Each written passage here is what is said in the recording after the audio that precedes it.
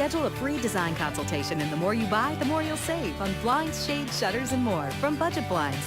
Visit budgetblinds.com today. This win puts Team Alberta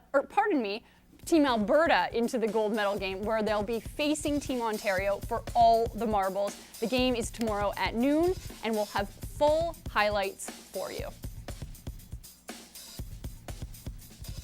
Back in December, head coach of the female midget PWM Steelers, Tim Willoughby, said it would be a rebuilding year, but that he knew his team could make small goals periodically through the season that were completely attainable. Well, they are currently in their final phase of goals make playoffs. They finished 10th place and are currently in a best-of-3 Survivor Series against the Pack Saints, where the winner will move to the playoffs.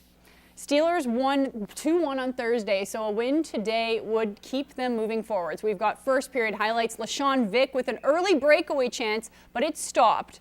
Then 10 minutes in, Rachel King sees Vick open, and she rips it glove side to put the Steelers up 1-0. PWM gets another chance, but tangled up. Can't get a shot off. Now this game ended up needing triple overtime. The Steelers took it for a final of 3-2 and punched their ticket to the postseason. Okay, now we go to the AJHL, and it's really coming down to the wire for the final games of the regular season, all going down tonight. After dropping to the Mob last night 3-0, the Cats need to get at least 1 point tonight to get second in the North Division. Fort McMurray are 2 points behind, so have a chance to tie them with a win. But the Bonnyville Pontiacs are also in action tonight, and they're just 1 point behind the Bobcats in third, if you can stay with me here.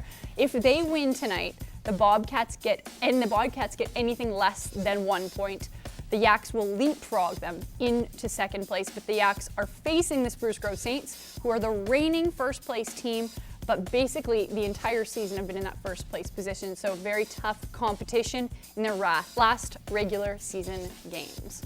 When the dust has settled after tonight's games, we'll have all your updates on the playoff matchups.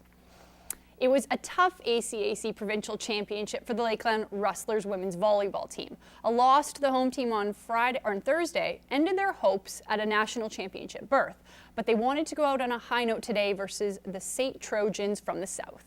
Two very unbalanced sets at the beginning as it was back and forth Trojans and Rustlers, but Lakeland will have to settle for 6th in the ACAC this year. Olds finishes with the bronze, and Red Deer College takes gold against Grand Prairie in the final. And speaking of finals, it's the final day of the Holy Rosary Basketball Invitational. The women are playing in the championship game at 7:30 against Saskatoon Bethlehem. And the senior men, not the game they wanted to be in, but they kept it local and took on their own JV boys in the 7th place game earlier today.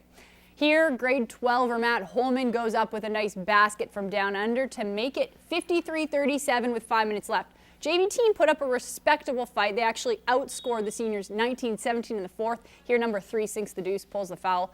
He'll also get the single. Shot clock running out. Number 3, Robin Nalesco drives for the net and scores 2. Senior men take this one 63-51 in the weekend. Feeling for the big boys was lessons were learned.